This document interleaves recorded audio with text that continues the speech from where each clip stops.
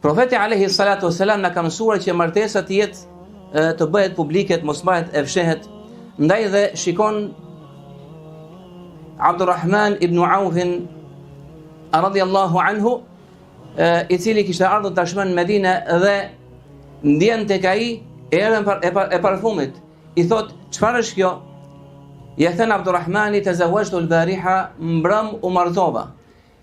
Ja thën alayhi salatu wassalam, awlim walau bishat, bëje gostin qoftë dhe me një dele.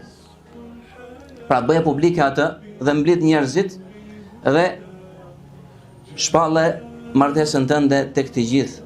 Në hadithin tjetër të Profetit sallallahu alaihi wasallam, a'linu hadha an-nikah, bëjni publike këtë martesë, wadribu alayhi bid-duf, dhe bjerini defeve në të.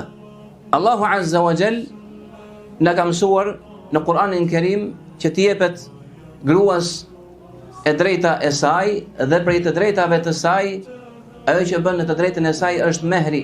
Allahu thot: "Wa atu an-nisaa sadaqatihinna nihla."